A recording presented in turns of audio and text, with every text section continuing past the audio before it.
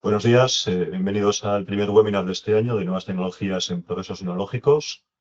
Como os comentaba al principio, bueno, bienvenidos al primer webinar que tenemos este año 2026 de nuevas tecnologías en procesos tecnológicos. ¿Vale? Estos webinars, es importante recordar que son fruto del acuerdo estratégico que tenemos entre la Plataforma Tecnológica del Vino y la Organización Interprofesional del Vino de España. Me acompaña María Díez, que luego os hará una pequeña presentación también, con el apoyo financiero de Agrobank, que no se ha podido conectar hoy, pero que tenemos, siempre nos facilita que podamos ver estos webinars. Simplemente deciros algunas novedades que tenemos este año. Pasamos de los 3 webinars habituales que teníamos los últimos años a 8. ¿Vale? Es voluntad tanto de la interprofesional como de la PTV de potenciar los webinars que acostumbran a tener muy buena respuesta por parte de todos de los asistentes.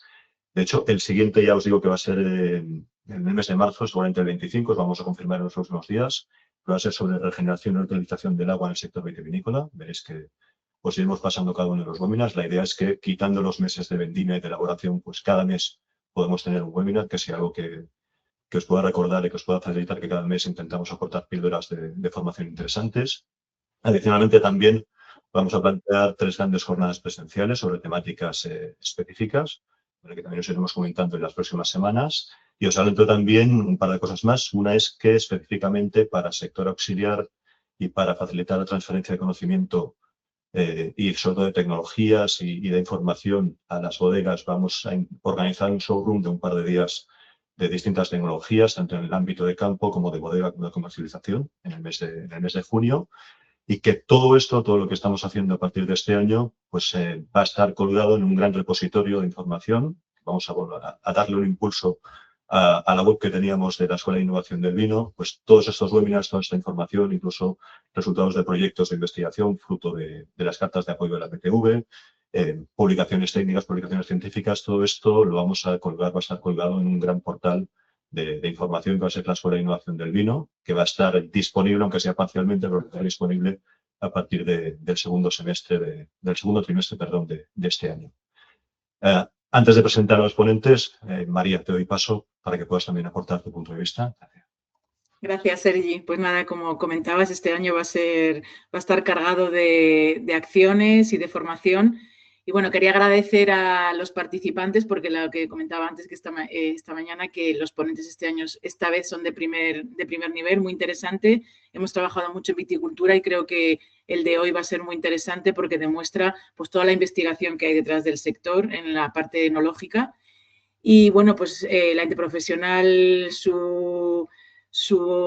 dentro de su extensión de norma, uno de los ejes es la investigación, por eso estamos encantados de colaborar con la PTV para dinamización de la I+D del sector, que es imprescindible para avanzar en competitividad, en rentabilidad, y de ahí que sea necesario pues, contar con una hoja de ruta. Nosotros lo tenemos dentro del plan estratégico y también, por supuesto, está dentro de vuestra agenda estratégica de la innovación. Entonces, es muy importante aprovechar sinergias, la unidad y el futuro del sector, como hablaba, pasa por la innovación y también, muy importante, por la difusión de estos contenidos. Y creo que hoy es un ejemplo claro de cómo estos webinars pues, hace que despierte el interés del sector, que sean útiles, que esa es la razón de ser de la Interprofesional del Vino de España. Así que encantados de estar aquí con vosotros. Perfecto, muchas gracias, María. Antes de presentar a la primera ponente, simplemente deciros, pues siempre se me olvida, que las preguntas se van a hacer al final, ¿vale? Sabéis que hay 3 ponencias. Cualquier pregunta que tengáis, veréis un botoncito arriba a la derecha con un interrogante, ¿vale? Tenéis que escribir ahí las preguntas que tengáis y al final el personal de gestión que tenemos en la PTV, pues al final de las 3 intervenciones vamos a guardar unos 20 minutos al final para poder poner esas preguntas y que los ponentes puedan dar sus respuestas. ¿De acuerdo? Así que, sin más, si me permitís, pues paso a presentar, hasta luego, María, Hasta paso a luego, me presentar despido. a la primera ponente. Es un placer para mí presentar a Amparo Querol, que es profesora de investigación del CSIC, directora científica de la acreditación del IATA como Centro de Excelencia de Severo Ochoa. Bienvenida, Amparo. Vas a presentar tu ponencia, es uso de gemelos digitales para el control y optimización de la fermentación en bodega. Así que, Amparo, cuando quieras, todo tuyo. Muy bien, muchas gracias, Sergi. A ver, que seleccione la pantalla. Vale.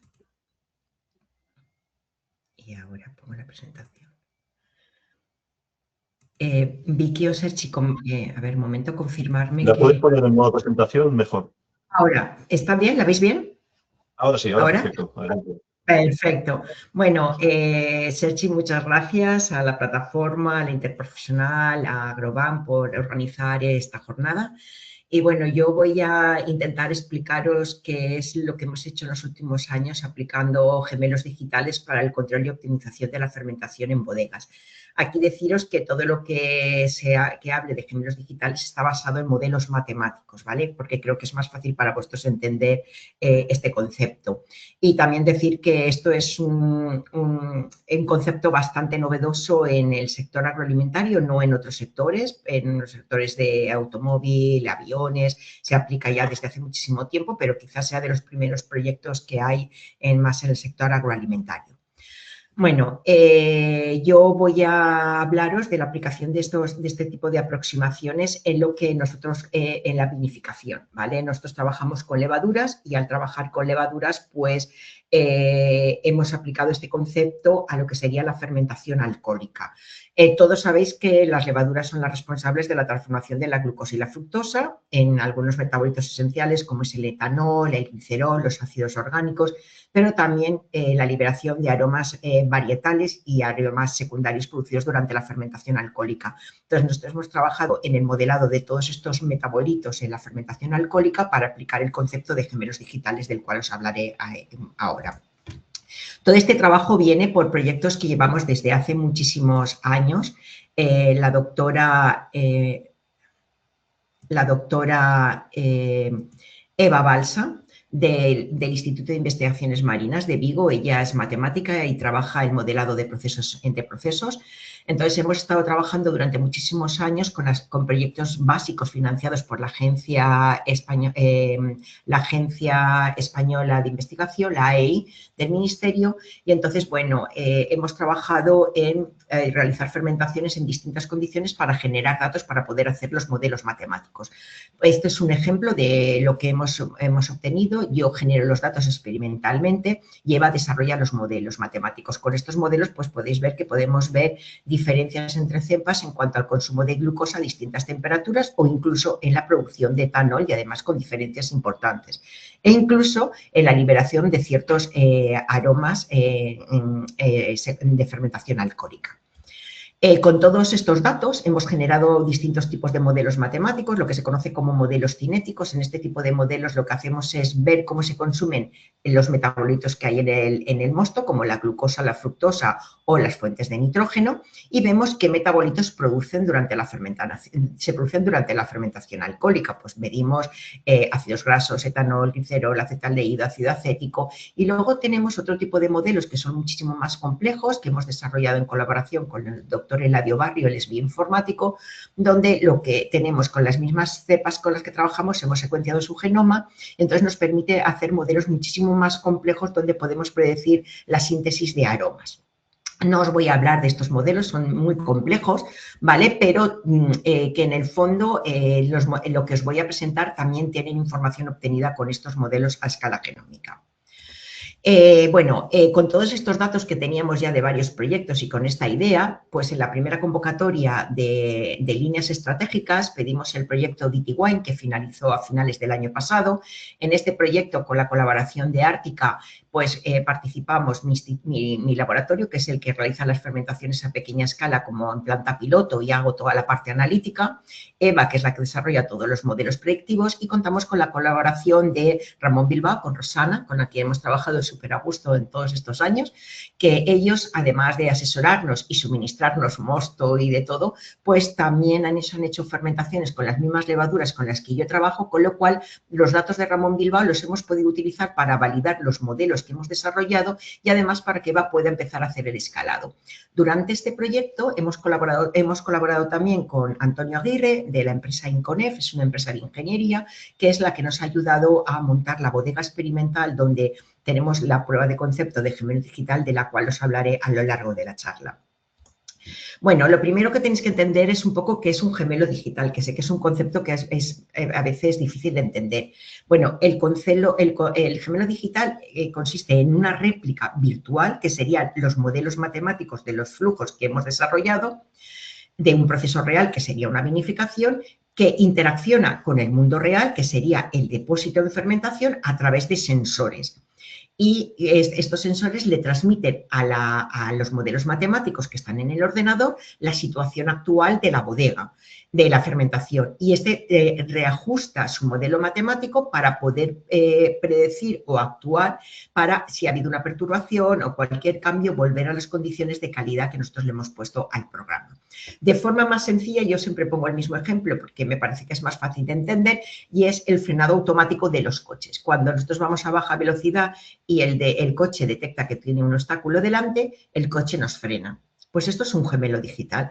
En el ordenador del coche está el modelo matemático, donde se han calculado con muchísimas pruebas, cosa que a nivel industrial es imposible hacerlo, sino que se hacen con simuladores, donde nos calcula el tiempo a la velocidad que vas y la distancia que tienes, cuánto tiempo, cuándo tienes que frenar para no chocarte. Entonces, los sensores estarían en el coche, que detectaría la distancia, y la réplica virtual sería el ordenador, y el actuador serían los frenos. Pues este mismo concepto es lo que pretendemos aplicar en la bodega. ¿Qué ventajas puede tener para el sector agroalimentario? Pues evidentemente estamos generando tal cantidad de datos que mejora el conocimiento de los procesos y de las levaduras con las que estáis trabajando. Pero además, la ventaja que tiene es que tú puedes ver en el ordenador la simulación de lo que va a ocurrir en tu fermentación. Es decir, a ti te llega el mosto con una concentración de azúcar y tú le dices, voy a poner tanto nitrógeno y voy a utilizar la levadura A, y él te simula y te dice con un error mínimo qué tipo de vino vas a obtener. La ventaja es que tú puedes diseñar y optimizar procesos. En estos programas tú le puedes decir al ordenador, quiero utilizar la levadura A y quiero tener este grado alcohólico y reducir el consumo energético. ¿Qué condiciones de fermentación tengo que hacer? Claro, esto ayuda al enólogo, o sea, no puede sustituir nunca al enólogo. Lo que le ayuda es una herramienta para tomar decisiones de forma rápida y, sobre todo, anticiparse a posibles problemas que tengan en una fermentación. Y luego tú puedes monitorizar a tiempo real lo que está ocurriendo y puedes tomar las decisiones viendo qué es lo que está ocurriendo. Bueno, pues con ese concepto trabajamos en este proyecto, DT Wine, trabajamos con 9 cepas que utiliza Ramón Bilbao y trabajamos con los mostos que ellos utilizan, pues la garnacha, verdejo y albariño, para desarrollar todos estos modelos. Y como os he comentado, estas mismas fermentaciones con estas mismas levaduras, ellos nos mandaban a IATA las muestras y nosotros las analizábamos y las introducíamos para validar los modelos. Esta diapositiva es un poco para que tengáis un ejemplo de la cantidad de datos que se necesitan generar para hacer estos modelos. Es decir, que si me decís es que tengo una fermentación, no, con una fermentación no podemos hacer este tipo de modelos. Nosotros hemos hecho pues 162 fermentaciones solo en esta parte del proyecto.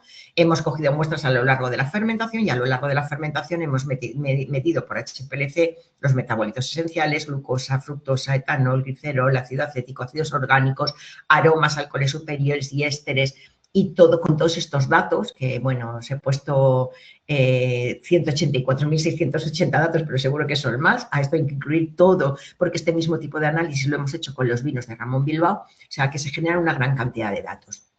Para poder aplicar el gemelo digital, pues teníamos que tener una planta piloto. Y esta planta piloto, que os la presento aquí en esta parte de la diapositiva, es la que hemos hecho en colaboración con Antonio de Inconef. Tenemos 9 depósitos de 30 litros, donde tenemos todos los sensores disponibles y a un precio que no fuera muy caro, porque, por ejemplo, pues teníamos sondas de etanol y cada sonda valía 12.000 euros para cada bioreactor, no lo hemos podido poner. Pero bueno, la ventaja que tienen los modelos es que tú no necesitas tener sondas para todos los metabolitos que tú quieres hacer el control, porque con ciertos metabolitos ya el modelo te puede generar qué es lo que está ocurriendo. Esto es importante. O sea, no necesito tener sondas para 300 metabolitos. No, con muy poquitos tú puedes aplicar este tipo de modelos. Bueno, todas las sondas que veréis ahora de las que disponemos, pues están conectadas con un programa, un software que ha realizado Inconef, en el ordenador. Bueno, este es un poco el esquema del software que organiza CONEF. Nosotros podemos visualizar, pues podemos ver pérdida de peso, densidad.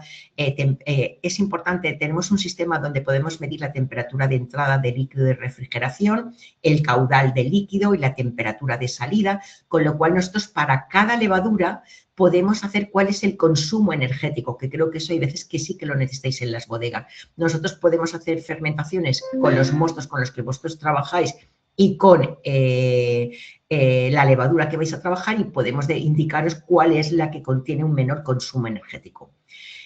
También medimos temperatura en varios puntos del depósito, oxígeno disuelto, y luego manualmente, porque no hay sondas hasta ahora disponibles, es un poco la limitación de este tipo de aproximaciones, lo que hacemos es mirar recuento de levaduras y levaduras viables. ¿Y qué actuadores tenemos? Pues bueno, los actuadores que tenéis en estos momentos en la bodega simplemente es control de temperatura. Estamos en un proyecto del cual os hablaré al final, desarrollando más sensores y más actuadores para que se pueda aplicar este tipo de conceptos. Bueno, a modo así muy sencillo, pues por ejemplo, pues hemos visto que hemos comparado, porque estamos trabajando con vinos blancos, rosados blancos y rosados, perdón. Luego ya hablaré de tintos. Los vinos blancos y rosados son muy complejos de fermentar, y entonces nosotros lo que hacemos es, hemos comparado cuál es el consumo energético a temperaturas fijas, 12, 18 y 25, y hacemos rampas. Por ejemplo, hemos puesto una rampa que sería empezar a 23 grados, porque las fermentaciones en blancos o rosados a bajas temperaturas son muy largas, muchas veces tenéis problemas incluso de parada de fermentación, entonces 15 grados no es una temperatura óptima para una levadura. Hemos subido un poco para que la levadura pueda crecer y luego bajamos para que se mantengan los aromas. Hemos obtenido perfiles aromáticos muy similares con estas rampas que con fermentaciones a 18 grados, y hemos observado que tenemos un consumo energético, reducimos el consumo energético un 21%. Otro ejemplo que os quería poner, esto está hecho con una levadura que se llama Gala, pues aquí nosotros en el programa podemos maximizar los parámetros que queramos. Nosotros aquí hemos hecho, vale, vamos a ver qué condiciones son para que yo obtenga la máxima producción de glicerol y la fermentación sea lo más corta posible, porque así consumo menos energía, pero que la calidad del vino sea la misma, ¿vale? ¿Por qué pongo maximizar glicerol? Porque contra más glicerol, menos etanol tengo. Entonces, es una forma también de reducir el grado alcohólico. Entonces, nosotros hemos comparado las condiciones que se usan en la bodega para esta levadura y lo que nos dice el modelo. Y el modelo lo que nos está diciendo que es mejor utilizar rampas. Hemos probado distintas rampas. Hemos visto que hay condiciones, como por ejemplo esta, donde menos etanol se produce. Bueno, un poco la conclusión de estos experimentos es que hemos observado que muchas veces, en lugar de hacer una temperatura constante haciendo rampas, podéis reducir el consumo energético y modular el grado de alcohol y de glicerol y de ácidos orgánicos en una fermentación. Y luego, en este proyecto hemos empezado a trabajar, es donde estamos trabajando más ahora, que es en la adición de nitrógeno. Entonces, el modelo nos indica que en lugar de adicionar el nitrógeno como lo adicionáis en bodega en 2 adiciones, es mejor adicionarlo para algunos parámetros, por ejemplo, todo al principio. Es en algo en lo que estamos trabajando ahora. En otro proyecto, en un proyecto también de líneas estratégicas, en AgroAlnex, que también fue cofinanciado por la Generalitat Valenciana y que tenemos que centrarnos en la Comunidad Valenciana, colaboramos con Vegamar, con Pablo en Hispano Suizas y con Vicente Gandía Pla, cuando Pepe aún estaba en Gandía Pla. En este caso hemos trabajado con las variedades típicas de la comunidad que ellos me propusieron, Meseguera, Moscatel, Sauvignon Blanc, Boval y Monastrell para rosados, y con algunas levaduras que ellos me recomendaron, pero que nosotros también queríamos hacer pruebas, entre ellas, bueno, este es un híbrido que hemos desarrollado en nuestro laboratorio y que comercializa el alemán, y este es un híbrido que también acaba de salir al mercado, que también en este caso lo comercializa Ancor y que también hemos desarrollado nosotros en el laboratorio, y que no son híbridos que liberan mucho los tioles. Entonces hemos comparado, también hemos hecho otros experimentos más con híbridos nuestros. Bueno, en este caso nos hemos centrado sobre todo en lo que sería en este caso nos hemos centrado sobre todo en lo que sería la gestión del nitrógeno y la liberación de aromas. Y en este hemos colaborado con Vicente Ferreira, que ya sabéis todos que es el number one en aromas. Entonces, a modo de ejemplo, pues veréis que esto es dinámico, veréis cómo se va moviendo, donde nosotros vamos cambiando cuál es lo que nos predice el modelo cuando trabajamos con la dosis normal que usáis de nitrógeno, cuando lo hacemos suplementación con orgánico, cuando hacemos la suplementación con inorgánico, y podemos predecir cómo se van a comportar las levaduras en estas condiciones. E incluso podemos también predecir cuál va a ser el consumo de las fuentes de aminoácidos e incluso qué es lo que pasa cuando se añade de nitrógeno a 1/3. Todo esto nos va a poder ayudar a gestionar bien lo que es la dosificación del nitrógeno. Así, a modo muy general, poneros un ejemplo que a mí me parece interesante, donde hemos podido comprobar con este tipo de experimentos, pues que no todas las levaduras, aquí tenemos cómo se comportan Ionis, QA23, Aubi, Veluto y los dos híbridos Cerevis y QDHvis que hemos desarrollado nosotros cuando hacemos la suplementación con orgánico o con inorgánico, y como veis, pues QA23 tiene un perfil totalmente distinto a otras levaduras. Es decir, que no podemos generalizar el uso de nitrógeno para todas las levaduras de forma similar. Es decir, que dependiendo qué queremos, podemos modular también la fermentación, incluso en los perfiles aromáticos, jugando con el tipo de dosificación de nitrógeno.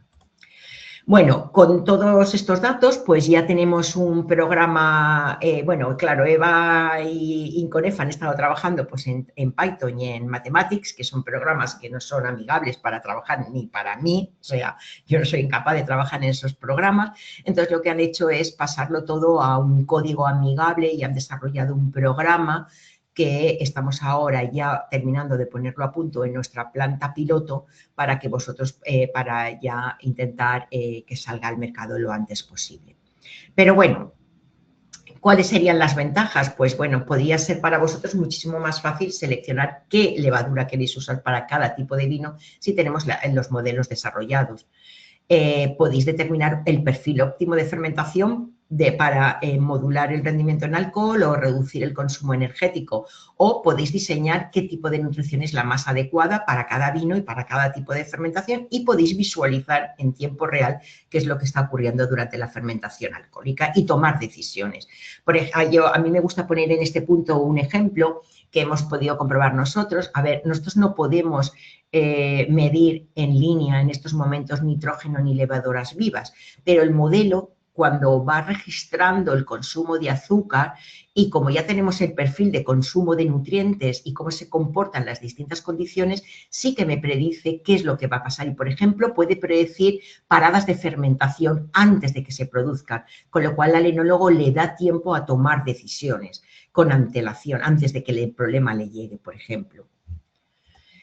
Bueno, y cuando acabamos DT Wine, pues claro, vimos que podíamos mejorar aún parte de nuestro concepto, y lo que hicimos fue pedir un proyecto, el proyecto BIMPRECIS, que ha sido financiado también por la Agencia Estatal de Investigación en la convocatoria público-privada, donde lo que pretendemos hacer es como gemelo digital en versión 2, donde queremos introducir muy bien lo que es el modelado del metabolismo del nitrógeno y su relación con la síntesis de aromas. Nos hemos dado cuenta que tenemos un problema con la sensórica, entonces vamos a desarrollar nuevos sensores inteligentes y que nos incluyan tanto variables clásicas que se necesitan para hacer seguimiento de fermentación como aromas. Aquí tiene un papel Vicente Ferreira, muy importante, y que sean de bajo coste, que esto es importante. Y luego el otro problema es nosotros hemos ido escalando en mi bodega experimental y hemos validado con datos de bodegas Ramón Bilbao en depósitos de tamaño real, pero necesitamos también hacer un escalado un poco que incluya todas las posibles versiones de depósitos que podéis tener. Con esto pedimos el proyecto BIMPRECIS y aquí hemos ampliado la colaboración. Bueno, pues volvemos a trabajar Eva y yo como siempre. Yo además también colaboro en la parte de sensórica. Vicente colabora en toda la parte de sensórica de aromas y en todos los análisis de aromas.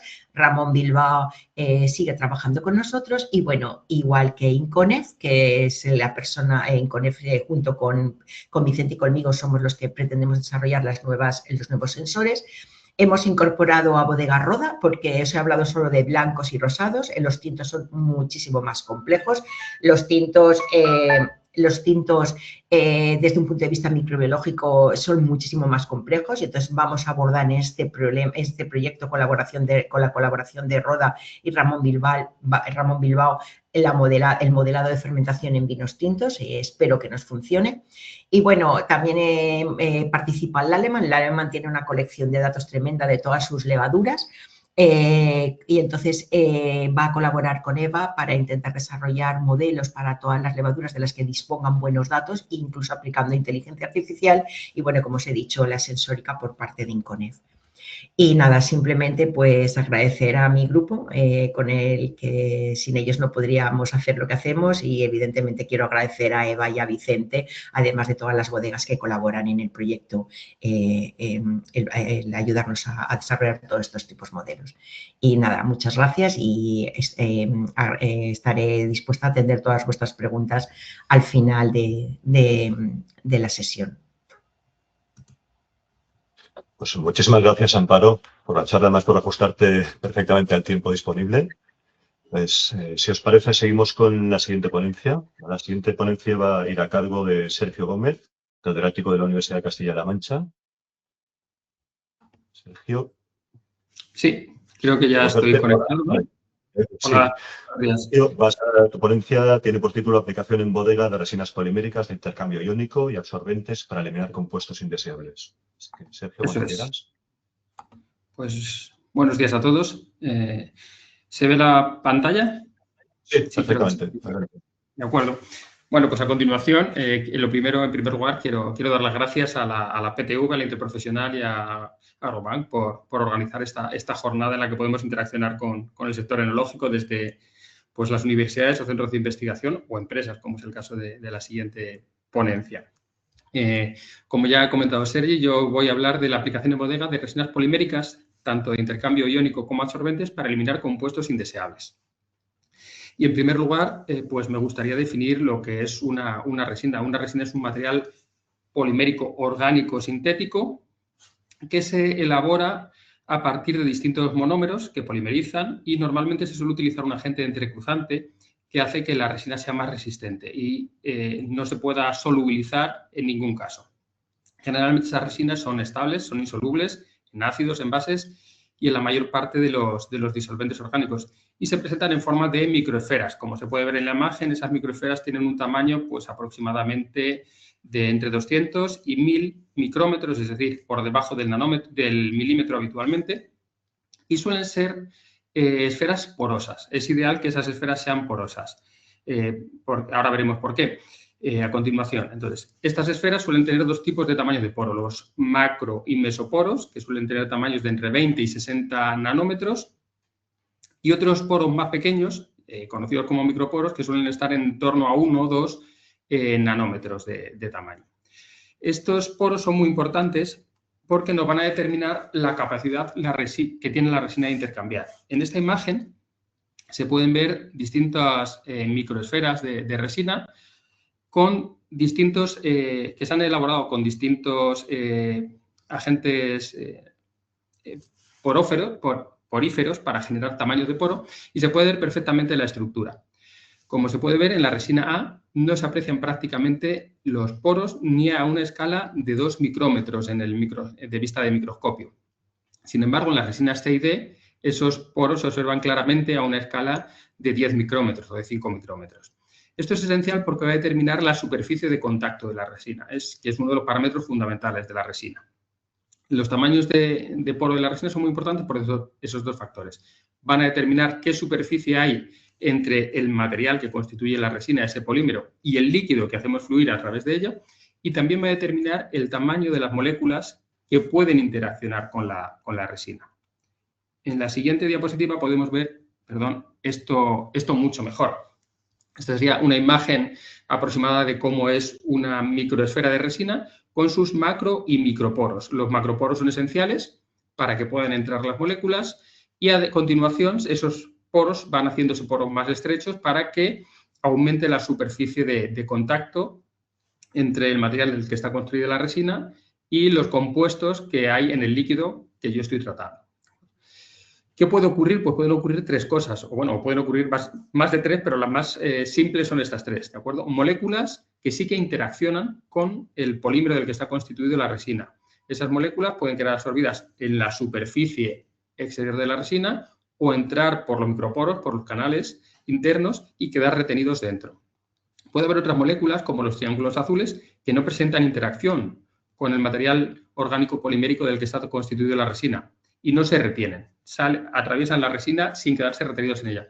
Y luego puede haber moléculas que por condiciones de tamaño, porque sean demasiado grandes, no puedan entrar en esos microporos y puedan quedar absorbidas, en el caso de que sean afines, en el material polimérico de la resina, pero solo en la cara externa. Por lo tanto, la superficie de contacto que tenemos para que se puedan absorber es mucho menor. En general, estas resinas, las resinas que se suelen utilizar industrialmente, tienen áreas superficiales de en torno a 400.000 metros cuadrados por gramo de resina.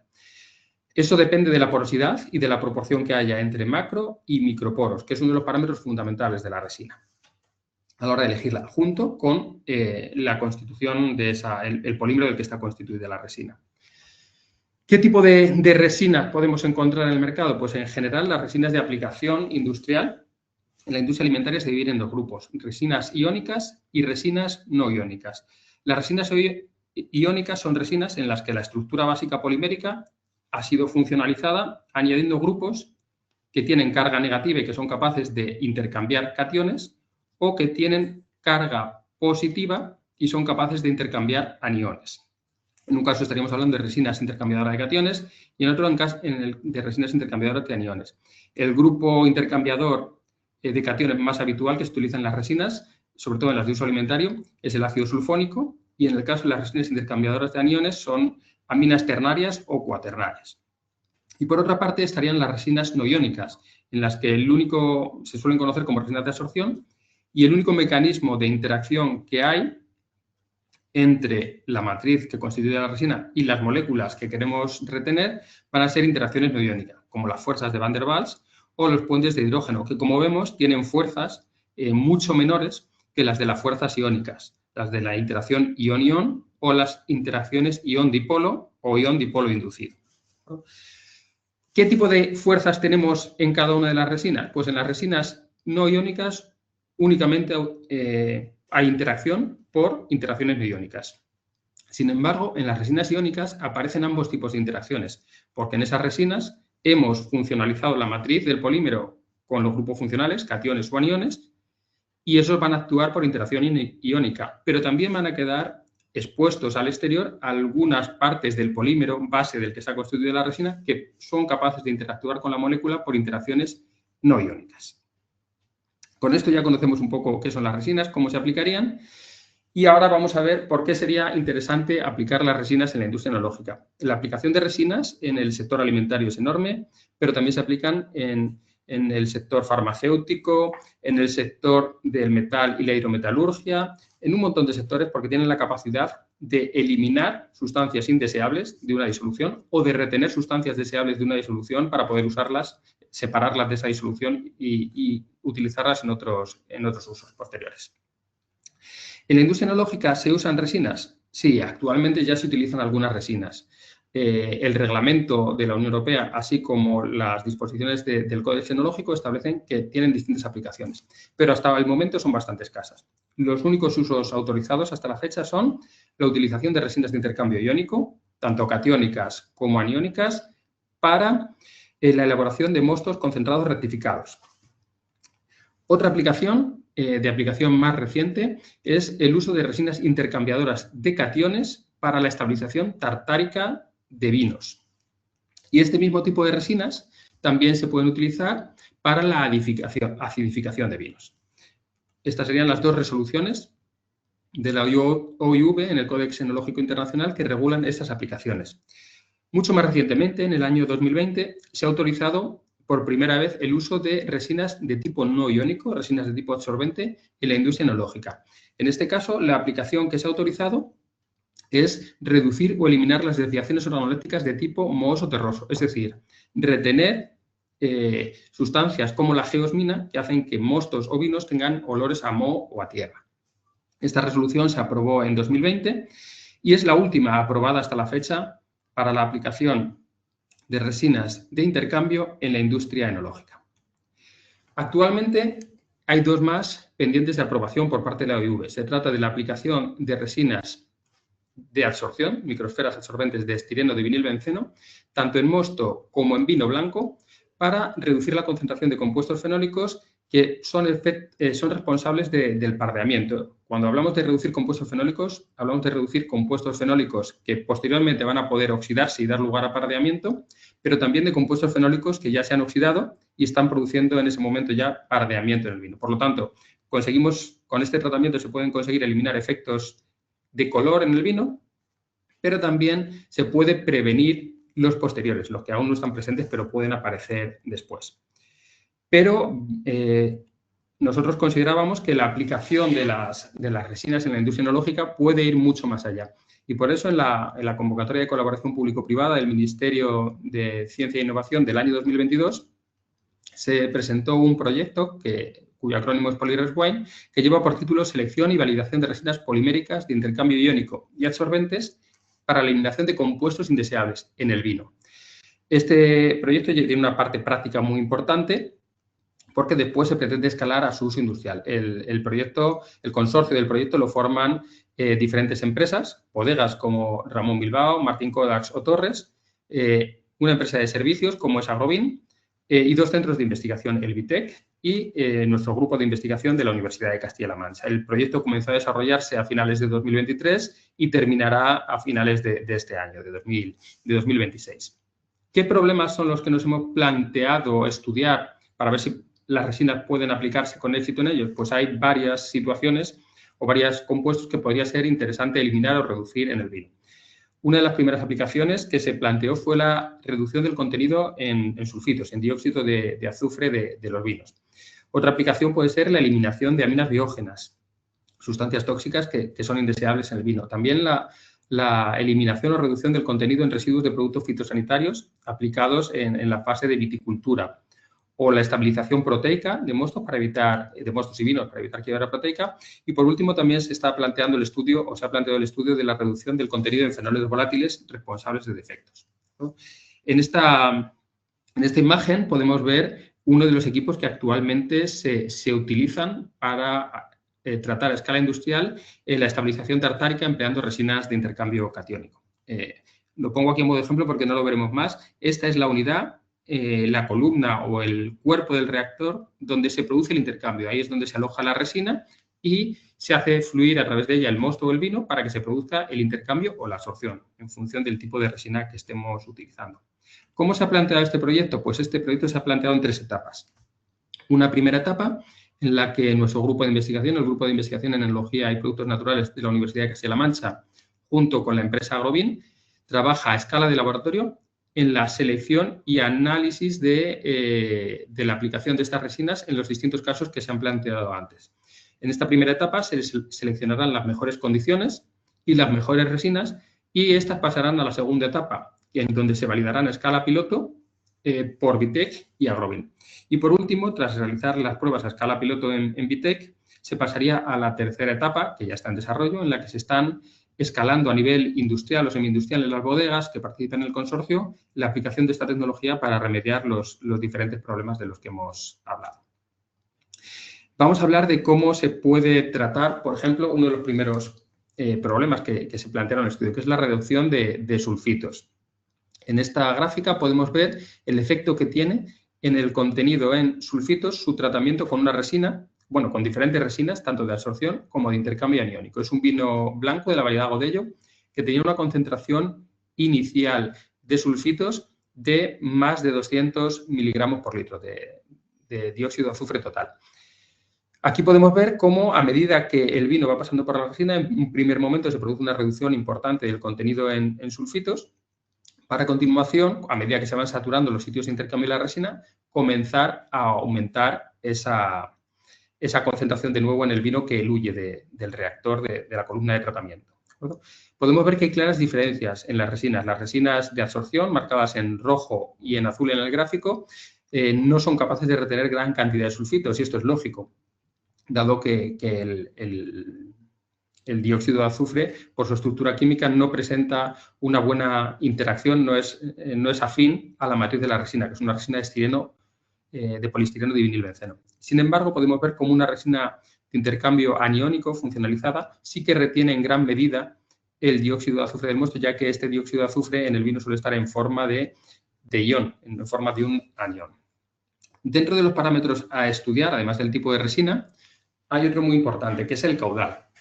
El caudal, en el caso de los tratamientos con resina, lo medimos, o normalmente hablamos de él, como caudal que atraviesa la resina partido por volumen de lecho. Esto lo llamamos relación R.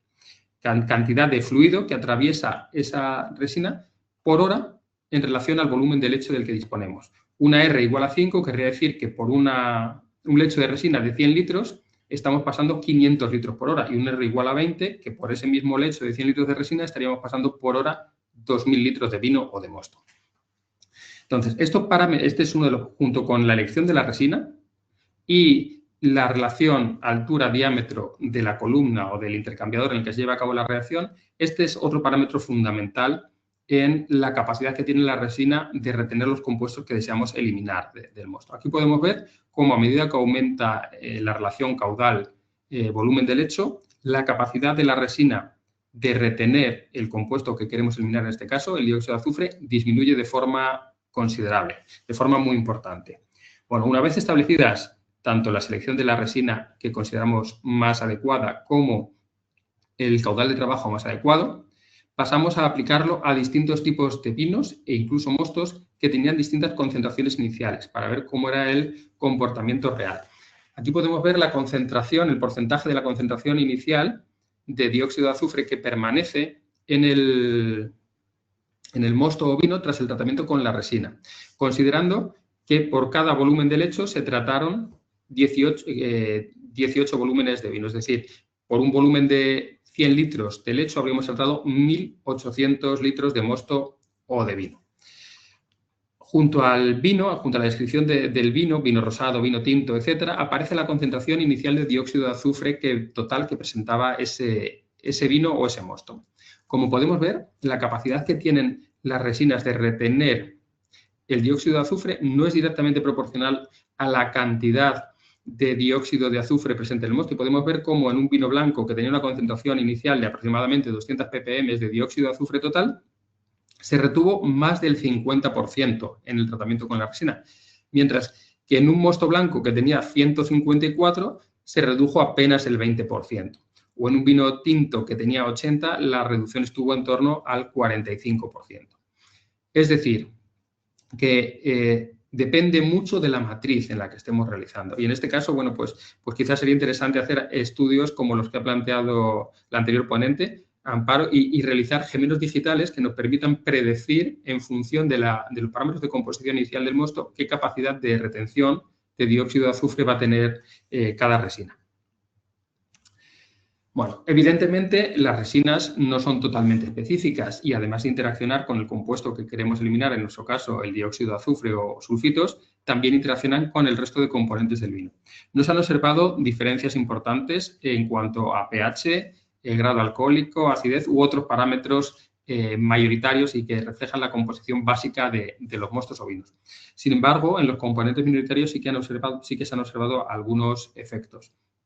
Por ejemplo, en el caso de los compuestos fenólicos, pues vemos como de media, en conjunto, los vinos tintos perderían aproximadamente un 30% de los antocianos, los vinos tanto blancos como tintos perderían en torno a un 50% de los flavonoles o un 56% de los ácidos hidroxidinámicos. Y si hablamos como fenoles totales, pues en torno al 38-40% de esos compuestos se retendrían en la columna. Hay diferencias importantes entre los distintos tipos de compuestos. Por ejemplo, en el caso de la eliminación de sulfitos de la que estamos hablando, estábamos empleando una resina de intercambio aniónico. Por lo tanto, los antocianos no se retienen por intercambio aniónico y se retienen en menor medida, solo por interacciones de tipo Van der Waals o puentes de hidrógeno con la matriz de poliestireno de vinilbenceno. Sin embargo, tanto ácidos hidroxidinamitos como flavonoles tienen cierta tendencia ácida, son ácidos o tienen tendencia ácida como los flavonoles, y tienden a acumular carga negativa o a formar dipolos. Y por lo tanto se retienen también por interacciones iónicas y vemos cómo de estos compuestos se retienen una mayor proporción. Aparte de los efectos en los compuestos fenólicos, también hay algunos efectos, y hay que mencionarlos, en el perfil aromático. Puede haber cambios en la intensidad y también en el predominio de distintos grupos de compuestos o de los distintos descriptores. En general, es probable que la aplicación de las resinas produzca una ligera disminución de la intensidad del aroma, pero también produce cambios en el perfil aromático, y muchas veces los vinos tratados con resinas, aunque tengan una intensidad ligeramente menor, sí que tienen perfiles más limpios en los que destacan más atributos como el afrutado o los olores dulces, a vainilla, etc. Bueno, con esto terminaríamos la parte de aplicación en la reducción de sulfitos, y me gustaría comentar también algunos resultados en la parte de eliminación de aminas biógenas. Las aminas biógenas son sustancias que algunas pueden estar presentes de forma natural en el mosto, como la putrescina y cadaverina, y otras aparecen por efecto de algunos microorganismos durante los procesos de fermentación, principalmente de las bacterias lácticas, que por descarboxilación de los aminoácidos pueden dar lugar a la presencia de aminas. El contenido de aminas en los vinos no está legislado, a menos que yo sepa, en la Unión Europea. No hay límites legales en el conjunto de la Unión Europea, pero hay algunos países que sí que han establecido límites más o menos restrictivos, que suelen estar entre los 2 y los 10 miligramos por litro y que pueden frenar transacciones importantes en el vino. Por lo tanto, nos parecía una aplicación muy interesante. En el caso de las aminas biógenas, por su estructura química, que contiene grupos amino, al pH del vino suelen estar en forma de cationes, y por lo tanto se pensó que las resinas más interesantes para reducir este tipo de compuestos serían las resinas de intercambio catiónico. En esta imagen se muestran los resultados de la capacidad que tienen una resina de intercambio catiónico para eliminar distintas aminas biógenas, cadaverina, putrescina, tiramina e histamina, en diferentes tipos de vinos, blancos, rosados y tintos. Este tipo de compuestos no es habitual en vinos blancos porque no hay fermentación maloláctica, no hay crecimiento en general, habitualmente no hay crecimiento de bacterias lácticas y por lo tanto no suelen aparecer, pero también podrían aparecer. En algunos casos estas aminas estaban presentes de forma natural en los vinos y en otros casos las añadimos el compuesto químico para que estuviera presente. Junto al nombre de cada amina biógena aparece el rango de concentración en miligramos por litro en el que estaban presentes en los vinos. Bueno, podemos ver cómo la estructura de la amina, a pesar de que todas tienen carga positiva, como hemos dicho, en las condiciones del vino, la estructura química de la amina tiene una gran influencia en la capacidad que tiene la resina de retenerla. Así, para compuestos como la cadaverina, la putrescina y la tiramina, la capacidad que tiene la resina de intercambio catiónico de eliminarlas es superior al 95% en todos los casos. Sin embargo, para la histamina, que tiene una estructura química, como hemos podido ver en la transparencia anterior, bastante diferente, con 3 átomos de nitrógeno en su estructura y una estructura bastante más, o en general una estructura bastante más polar, es mucho más difícil su retención y el porcentaje que conseguimos eliminar es menor. Siempre es superior al 50%, por lo tanto, si partimos de un vino con 8 o 10 miligramos por litro, siempre nos quedaríamos por debajo de 5 miligramos por litro, pero es variable. Hay algunos vinos, como el vino blanco 2, en el que funciona muy bien, pero otros vinos, por ejemplo, también blancos, en los que el efecto de retirada es mucho menor y solamente se consigue eliminar pues, en torno al 35% del que tenía inicialmente. Y por último, como última aplicación de las resinas de intercambio iónico, pues hemos estudiado su aplicación en la eliminación o reducción del contenido en productos fitosanitarios. Para ello se seleccionaron distintos productos fitosanitarios que se usan actualmente en viticultura: azatamipril, metalaxil, mandipropamida, boscalida, iprobalicar, fenexamida, tebufenocida, ciflufenamida y fenoconazol, y se añadieron a mostos y vinos, siempre en concentraciones superiores a los límites máximos de residuos permitidos para el agua. En esta tabla podemos ver un ejemplo de un mosto al que se añadieron las distintas sustancias en la concentración que aparece ahí, 1,7 para azatamipril, etcétera, y cuáles son sus límites en uva. A continuación, estos mostos o vinos se trataron con resinas. Por la naturaleza química de los distintos fitosanitarios tratados, la mayor parte de ellos son sustancias muy apolares y, por lo tanto, se decidió que se han estudiado también otro tipo de resinas, pero era lo que preveíamos inicialmente, que las resinas de absorción, las no funcionalizadas, eran las que mejor iban a funcionar, y así ha sido.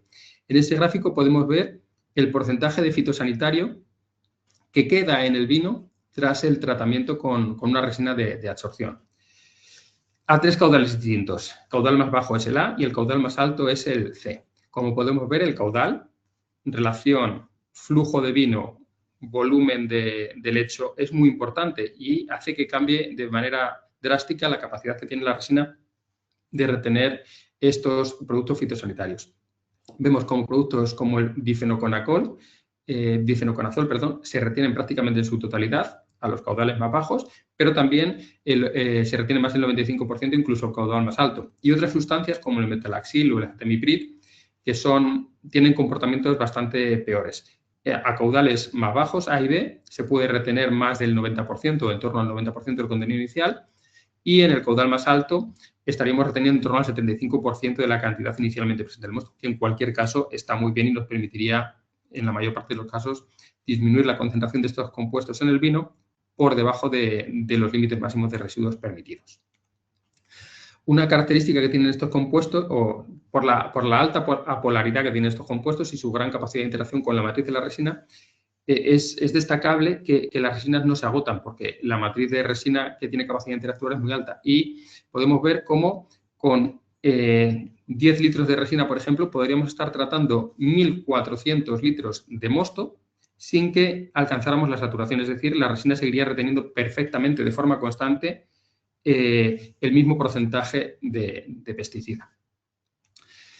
También hemos hecho estudios de aplicación en vino y en este caso parece que los resultados son buenos, pero empeoran ligeramente. Probablemente, estamos trabajando en esta parte, pero probablemente se debe al contenido en alcohol del vino. En el mosto no hay alcohol y eso hace que sustancias tan apolares como los fitosanitarios queden muy bien atrapadas, absorbidas en la superficie de la resina. Sin embargo, el vino ya sí que contiene distintos porcentajes de alcohol y eso parece influir en la capacidad que tiene la resina de absorber estos compuestos.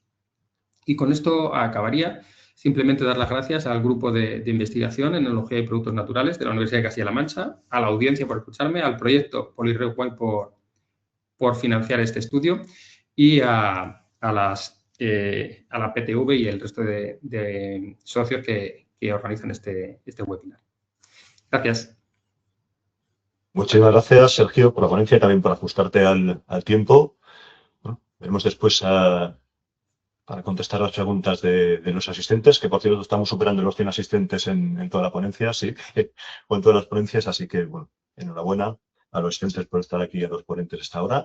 Vamos a la última ponencia, ¿vale?, que va a ir a cargo de Vila Projects. Es una ponencia que van a llevar a cabo entre 3 personas, conjuntamente, Eugenia Vila, José Luis Molina y el doctor Balchi, titulada Aplicación de tecnología infrarroja y ultravioleta para desinfección de aire, agua y superficies y su aplicación en sostenibilidad. Bueno, antes de empezar, muchísimas gracias a la organización y al público conectado. En las ingenierías Vila Projects, desde hace décadas nos dedicamos a aplicar la energía solar a la industria, tanto en la parte infrarroja de calor como la ultravioleta en sus bandas A, B y C. Nuestra central está en Sant Fruitós de Bages y tenemos oficinas en Barcelona, en Madrid y desde 2018 en Puebla, concretamente en México. Allí realizamos multitud de proyectos, gracias en parte a la presencia de multinacionales españolas que se han establecido allí. Curiosamente, nuestros inicios fueron en los sectores de aeronáutica y automoción y con el giro que está dando el planeta hacia la agricultura sostenible y causas económicas y geopolíticas, hemos visto la cabida que tenía nuestra tecnología y los beneficios que puede aportar concretamente al sector vitivinícola. El tener un equipo de profesionales multidisciplinar nos permite trabajar internacionalmente y a menudo colaborar ya no solo a nivel empresarial, sino en consorcios o clústeres dedicados. Por ejemplo, el año pasado ya abrimos contacto con el clúster vitivinícola de Querétaro, que también apuesta fuerte por la innovación. En 2020, durante el terrible episodio de la pandemia, dada nuestra experiencia en la aplicación de la banda germicida del ultravioleta, altamente efectiva, tuvimos una rápida reacción y fabricamos más de 5.000 equipos que contribuyeron de manera activa a luchar contra el COVID-19. se ha desarrollado una línea de producto independiente que trabaja muy directamente en el sector vitivinícola, como veremos ahora más adelante. La notoriedad que generamos en la mayoría de medios de comunicación nos dio una visibilidad inesperada. Antes del 2020 siempre habíamos trabajado con acuerdos de confidencialidad que no nos permitían desvelar ningún detalle de los proyectos. Aunque resolvíamos problemas importantes, no lo podíamos explicar. Ahora la situación ha cambiado y las mejoras que podemos hacer, por ejemplo, en el ambiente de una bodega, pueden ser de interés común y aplicables a otras, haciendo que el sector sea cada vez más sostenible. También hemos obtenido varios reconocimientos, uno de ellos de PTV, que agradecemos, lo que nos motiva mucho para perseguir una mejora continua. Desde el 2020 también hemos aprendido que hay que proteger la I+D y el propio know-how de la empresa, por lo que ya tenemos 7 patentes y 3 de ellas en el sector vitivinícola. Dado que tocamos casi todos los sectores industriales, consideramos muy importante pertenecer a asociaciones dedicadas como PTV, ya que es imprescindible contar con profesionales que puedan resolver nuestras dudas en el momento de aplicar nuestras tecnologías. Conocedores de que nuestra tecnología parece un poco complicada, en 2023 lanzamos nuestro canal YouTube La Magia del Sol, y en nuestros vídeos de divulgación científica explicamos mediante ejemplos prácticos algunas de las aplicaciones en diferentes sectores o damos ideas generales de qué es el infrarrojo, qué es el ultravioleta. Les invitamos a seguirlo. En los headquarters de San Fruitós de Bages tenemos los laboratorios de ensayo. Están equipados con todo el instrumental que podemos necesitar para ser ágiles y no depender demasiado de entidades externas. Normalmente, el funcionamiento es, una vez se ha estudiado la necesidad del cliente y se ha centrado el proyecto, se recibe muestra física del producto. Se adecua el laboratorio en función de si vamos a utilizar el infrarrojo o el ultravioleta, se ensaya y se elabora un informe técnico muy detallado con los resultados. Este informe ya sirve para la fabricación de los equipos necesarios a instalar en las futuras producciones. Entrando más al detalle en las soluciones que ofrecemos con nuestra tecnología infrarroja en el sector vitivinícola, hemos realizado varios proyectos, sobre todo en industria anexa, por ejemplo, extracción de humedad en tapones de corcho, preservación de cepas, deshidratación de uva, que por cierto conserva todas sus propiedades organolépticas, secado de serigrafía, secado de decoración en foils de cápsulas, en alambres de morrión, etc. En general, con el uso del infrarrojo, frente a otras tecnologías tales como aire caliente o resistencias convencionales, dejamos las producciones sin piezas de rechazo, sin emisiones de CO2, con un 40% de ahorro energético y más del 50% de incremento de la productividad.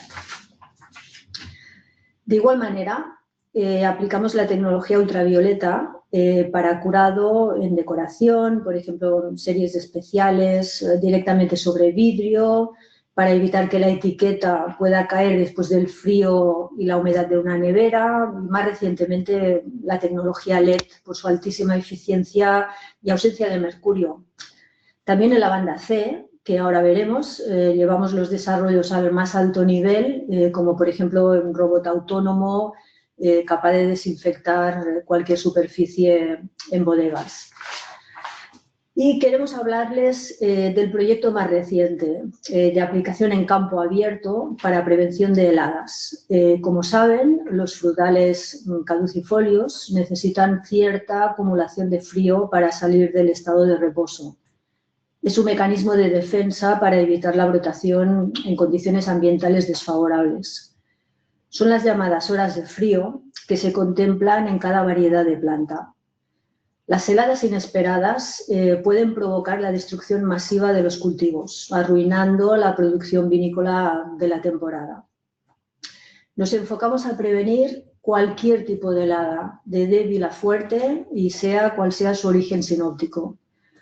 Actualmente hay diferentes técnicas de prevención, desde métodos pasivos como elegir el lugar de la plantación, retardar la poda, emplear vid menos precoz, métodos de prevención activa, como pueden ser las velas de parafina, estufas de briquetas, quema de combustible tipo gasóleo, propano, que requiere mucha mano de obra y libera parafina, benceno, afecta directamente al medio ambiente. También hay otros elementos que requieren de elevado consumo de agua o energía, como la niebla artificial, el riego por microaspersión, las torres de ventilación, incluso cordones de LED que incluso pueden producir contaminación lumínica y el coste es muy elevado. Nosotros proponemos 3 alternativas basadas en la onda electromagnética no ionizante, con gran control de la temperatura y ecológicamente sostenibles.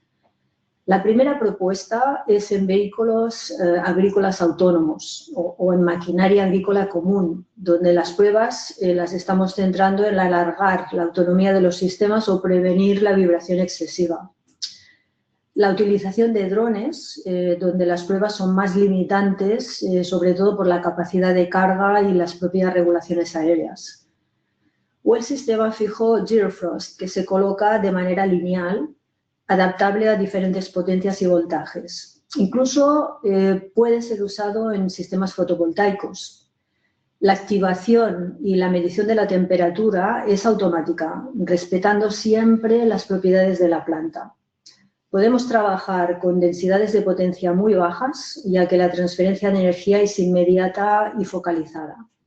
Se integra totalmente en el paisaje y se intenta que el producto esté lo máximo posible fabricado en España para tener el control de la cadena de proceso.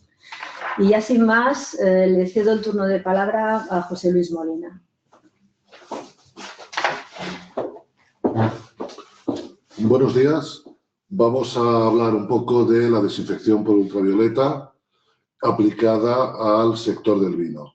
En Evila Projects, el tema de desinfección ultravioleta lo hemos tratado básicamente desde hace muchos años en las empresas de alimentación, farmacéuticas y el sector sanidad para todo el tema de evitar contaminaciones o virus. Entonces, la división que hemos creado para el sector del vino ataca 3 frentes: la desinfección del aire, la desinfección de las superficies y el tratamiento del agua. A partir de ahí se han creado diferentes soluciones. En el tratamiento ultravioleta del aire, el paso 1 es analizar y ver cuál es el espacio que vamos a tratar para reducir la carga microbiana en el aire interior. Para eso trabajamos primero con unos módulos de análisis de cómo se comporta el aire en esa zona y a partir de ahí buscamos la mejor opción. La mejor opción ya puede ser instalación de equipos en diferentes zonas de la bodega o del área a tratar o incluso equipos que se colocan dentro del sistema de aire de la propia bodega y en función de cuáles son esas necesidades. El objetivo básico es la reducción de bacterias, hongos y esporas en primera instancia, virus en algún caso, lo que pasa es que normalmente no suelen haber virus, lo que hay más todo el tema de bacterias, los bretanomices o las esporas. Y además añadimos la ventaja de eliminación de olores, alérgenos y volátiles. Todo esto, como antes comentábamos, es una solución libre de químicos, totalmente respetuosa con el medio ambiente, porque estamos utilizando al final el espectro solar en la banda ultravioleta. Luego tenemos opciones para desinfección en superficies. En este caso les presentamos la WiseBar. Es un sistema de desinfección de barricas que desarrollamos conjuntamente con la Universidad Rovira i Virgili, que básicamente lo que permite es una reducción de más de 5 logaritmos en bacterias y más de 2,5 logaritmos en hongos para la desinfección de barricas, ahorrando el coste de agua, es decir, reducimos el coste de gasto de agua, disminución de riesgos en el trabajo, no utilizamos ozono, es decir, es directamente radiación ultravioleta, en ciclos cortos, con lo cual va totalmente alineado con tanto el ahorro económico, la no utilización de químicos y un proceso totalmente biológico. En la parte inferior tienen el número DOI, que ha sido aprobado por pares en la comunidad científica, donde pueden consultar pues, todo el desarrollo de este proyecto con la universidad. Conjuntamente con esto, también desarrollamos la desinfección en campo abierto, mediante el uso de tecnología ultravioleta. Aquí tenemos dos objetivos. Uno es la reducción de los agroquímicos y de los fitosanitarios en el campo, con el fin de reducir la presencia de patógenos y al mismo tiempo el darle mayor potencia y mayor resistencia a la planta para que se defienda de posibles infecciones. En este caso, los equipos los adaptamos a los tractores o la maquinaria que tiene ya pues, la propia viña, o robots autónomos donde mapeamos el terreno y ellos trabajan. La gran ventaja aquí, como decíamos, es la reducción del uso de los fungicidas. Es una tecnología que no deja ningún tipo de residuo ni en la planta, ni en la uva, ni en el suelo, con lo cual es absolutamente sostenible. Los patógenos desarrollan una menor resistencia al ultravioleta frente a fungicidas químicos y básicamente es muy compatible con la agricultura ecológica, porque es, como decíamos, no deja ningún tipo de residuo. Y por último, para cerrar el ciclo dentro del sector del vino, tenemos el tratamiento ultravioleta para agua. En ese caso, tenemos soluciones desde la desinfección de ultravioleta de agua en depósitos o pasando pues, por caudales constantes o en el proceso terciario del tratamiento de agua. Todas estas soluciones están alineadas con el Real Decreto de reutilización del agua en la industria y en la agricultura.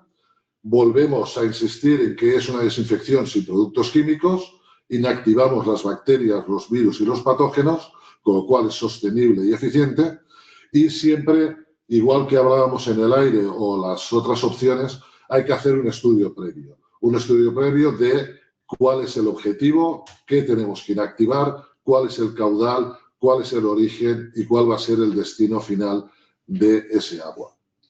Todo esto viene ligado con el estudio que hicimos con la Universidad Rovira i Virgili en analizar primero cuáles eran las tendencias en el mercado del usuario, del cliente al final de las bodegas, cuáles eran sus preocupaciones y qué es lo que esperaban de los vinos y qué es lo que esperaban en la tendencia futura en el sector.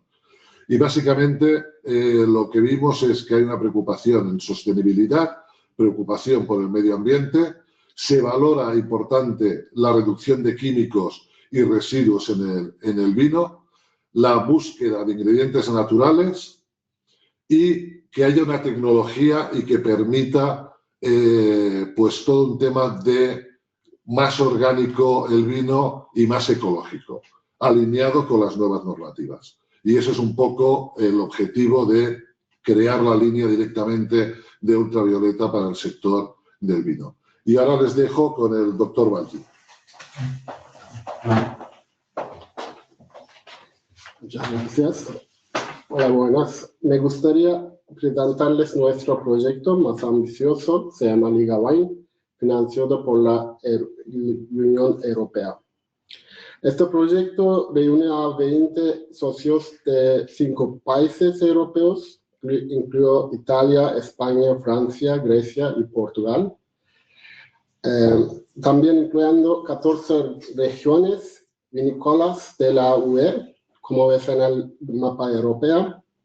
Trabajamos con clústeres inversores a gran escala, centros de investigación y usuarios finales, creando una red colaborativa única de innovación vitivinícola sostenible intercambio de conocimiento entre áreas vinícolas, generación de nuevas oportunidades de cooperación e inversión y desarrollo de herramientas digitales colaborativas.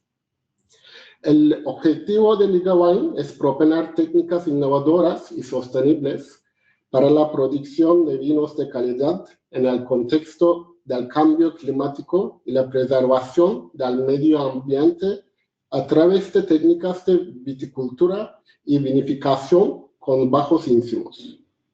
Liga Wine fusiona varios proveedores tecnológicos o soluciones sostenibles.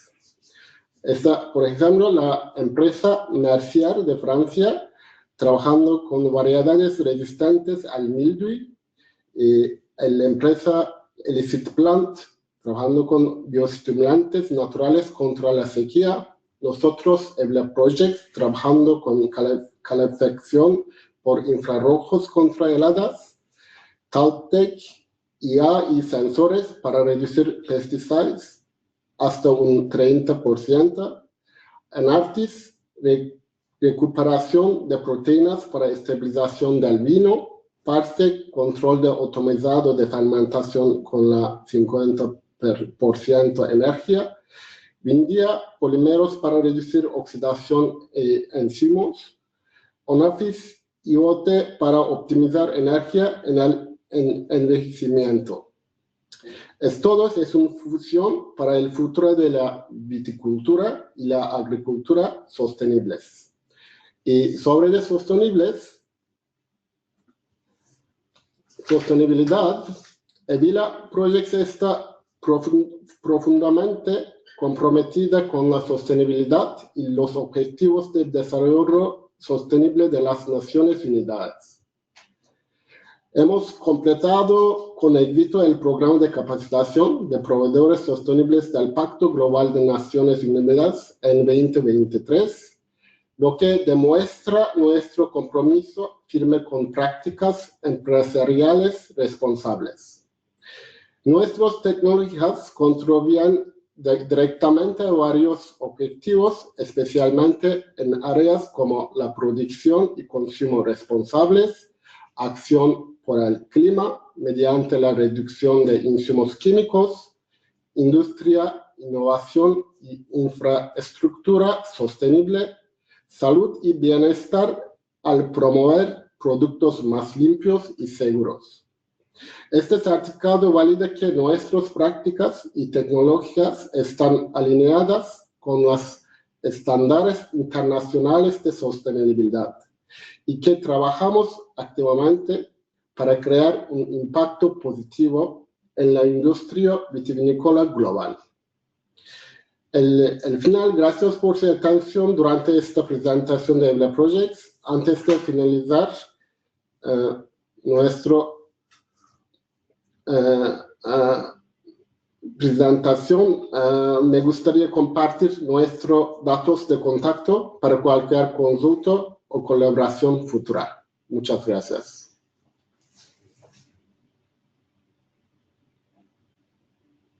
Perfecto, pues muchísimas gracias a los tres. Damos por concluidas las tres ponencias de hoy. Empezamos el turno de preguntas. Compañera Vicky, supongo que tienes tú alguna de las preguntas que han hecho el público, los asistentes. Cuando quieras, Vicky. ¿Me veis? ¿Me escucháis bien? Sí. Sí. Vale, fenomenal. Sí, efectivamente, bueno, yo soy Vicky, soy la responsable de comunicación de la plataforma tecnológica del vino.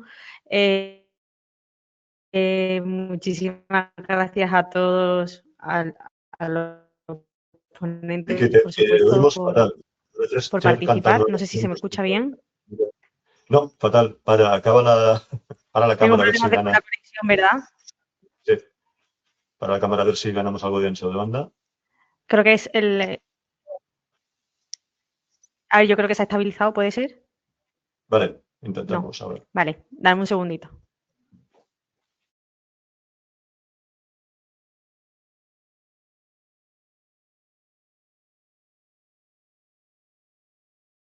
De acuerdo. Si queréis, mientras Vicky intenta solucionar los problemas informáticos, a los ponentes, si podéis conectar la cámara, que si os tenemos...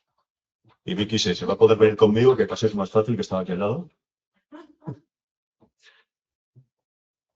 Disculpad. Perfecto. Es que aquí vas a tener las preguntas, las entradas parciales. Sí, no pasa nada, más o menos. Bueno, decía que muchísimas gracias a todos, a la interprofesional, a Sergi, a los ponentes por participar. Hemos tenido una asistencia bastante sostenida de unas 100 personas, con lo cual muy bien. Y bueno, yo he podido seguir el webinar y he estado ahí un poco con las preguntas por parte de los asistentes. Y la primera, bueno, hemos tenido algunas cuestiones que simplemente por aclarar, efectivamente compartiremos tanto las presentaciones como la propia grabación. Y teníamos aquí una pregunta para Sergio, ¿vale? Son varias, ¿vale? Te las voy formulando y vamos dándole respuesta poquito a poco. Nos pregunta José Manuel Campos si se pueden reactivar las resinas y si la gestión del residuo es complicada. Efectivamente, sí, no me ha dado tiempo a incluirlo en la presentación, las resinas se pueden reactivar. Por los estudios que hemos hecho hasta ahora, prácticamente en todos los casos se pueden reactivar, excepto en el caso de los pesticidas. Los pesticidas, la única forma de eliminarlos de las resinas con disolventes orgánicos, que no se pueden utilizar en bodega y por lo tanto no se podrían utilizar, pero el resto sí, el resto se pueden eliminar utilizando las disoluciones que prácticamente se utilizan ya para la regeneración de las resinas, tanto intercambio catiónico como aniónico o las microesferas, en las resoluciones que están previstas en la legislación. Entonces, sí se pueden reutilizar. El residuo, el único problema que pueden tener esos residuos es de carga iónica. La carga iónica, porque generalmente se utilizan ácidos o bases para la regeneración, en el caso de las de intercambio, y sosa para lavar las de absorción, una disolución de hidróxido sódico. Entonces, puede haber algunos problemas respecto a la gestión de la carga iónica de esas aguas residuales, pero bueno, las mismas que hay cuando se aplican para intercambiar, a ver si me sale ahora, para reducir el pH o la disminución de la precipitación tartárica, de la estabilización tartárica del vino. Vale, gracias, Sergio. Nos pregunta también si existe alguna resina selectiva para un solo compuesto que se quiera eliminar. Pues que yo conozca, no. A escala de laboratorio se han diseñado resinas en las que son geles más que resinas que por inmunoafinidad se les ponen, por ejemplo, para retener micotoxinas, como la ocratoxina A. Sí, a escala de laboratorio tenemos algunos geles que nos permiten retener de forma exclusiva por inmunoafinidad la ocratoxina A. Pero eso a escala práctica para utilizarlo a nivel industrial creo que no es viable económicamente y que yo sepa no hay ninguna resina. Hay distintos tipos de resinas y se puede afinar lo máximo posible tanto en la elección de la resina como en las condiciones del proceso para retener lo que nos interesa retener y que el resto se vea mínimamente afectado. Pero es imposible tener a nivel industrial resinas específicas para un compuesto. Vale. Y en este sentido también nos pregunta, bueno, en general, ¿no? Que si tenéis disponibles algunos datos económicos como coste por hectolitro, inversión, etcétera. Sí, bueno, yo trabajo más en la parte de estudio a nivel de laboratorio, pero sé que Agrobin sí que ha trabajado en esto y que en general son bastante más bajos. Por ejemplo, en la resolución que se está tramitando en la UIO ahora mismo para reducir el contenido en compuestos fenólicos oxidados y oxidables en mostos y vinos blancos, el coste es bastante inferior a los tratamientos actuales con carbón activo u otros similares. Vale. Gracias, Sergio. La siguiente pregunta que tenemos es para Evila Projects, de Ana Paula Márquez, que nos escribe de Portugal, nos escribe en inglés, pero la traduzco. Y la primera es si las tecnologías ultravioletas que utilizáis son lámparas de mercurio o LEDs. Bueno, si quieres contestar tú. Sí, no problema. Pues ambas dos. Es decir, Ana Paula pues ha acertado, es decir, lo trabajamos a 2,5-4 nanómetros en función de qué aplicaciones hay y en función de otras aplicaciones aplicamos LED. Al final buscamos la relación eficiencia-sostenibilidad. Es decir, últimamente los últimos aplicaciones ya están más en el LED por la reducción de mercurio en las instalaciones. Vale. Y luego hace otra pregunta para vosotros, que si tenéis experiencia utilizando tecnologías ultravioletas para tratar los contaminantes químicos de las aguas residuales en bodega. Sí, es decir, siempre en el proceso terciario. Es decir, el Real Decreto ya explica cómo tratar las aguas residuales en bodega, es decir, hay todo un proceso que tiene que ir antes y nosotros llegamos en la última fase, que es el ultravioleta antes de utilizar ese agua pues para riego o para embotellado o para limpieza. Pero sí, eso es algo habitual ya. Vale, fenomenal. Nos preguntan también para vosotros por aquí si la aplicación de infrarrojos también podría ser en viñedo. O sea, Sí, es que estamos ya probándola en campo abierto, con lo que todas las tecnologías estas están pensadas en viñedos directamente, es porque, claro, las heladas se producen a cielo abierto, entonces claro, todas... Sí, vale. Sí. La pregunta es, ¿aplicación de infrarrojos en viñedo? Entonces no sé si se refiere a qué tipo de aplicación tienen estas tecnologías en el viñedo o qué tipo de aplicaciones hay disponibles. Bueno, básicamente ahora la aplicación concreta de infrarrojos, el proyecto este que estamos trabajando en Liga Wine, que el deadline es hasta 2029, y son estas 3 soluciones que estamos presentando o fijas o robotizadas o con vehículos agrícolas o con la utilización de drones. Son los 3, digamos, campos que hemos abierto y de hecho ya se está materializando y es un proyecto que se empezó el año pasado y tiene que acabar con soluciones concretas en 2029. Bueno, muchas gracias. Recibimos por aquí otra cuestión para Sergio. Esta está en portugués y yo voy a hacer todo lo que pueda, ¿vale? Pone muy interesante la comunicación de Sergio sobre el uso de resinas para la reducción de productos fitoquímicos en mosto. ¿Podrías explicar un poco mejor cómo es ese proceso? Sí, bueno, el tratamiento con resinas siempre sigue las mismas pautas. Consiste en acondicionar la resina. Normalmente hay que hacer un lavado con agua para eliminar cualquier sustancia que pueda acompañar la resina de nuevo uso soluble en agua. A continuación, la resina se seca haciendo pasar aire o haciendo vacío a través de ella, normalmente pasando aire. Y la siguiente etapa es pasar el vino. Hay que elegir, como ya he dicho antes, muy bien el caudal al que se pasa el vino, porque es determinante, además de la elección del tipo de resina. Pasamos el vino y a continuación, cuando el vino está tratado, dependiendo del uso, puede que la resina se haya saturado o no. Sí, en cualquier caso, siempre que se deje de usar la resina hay que lavarla.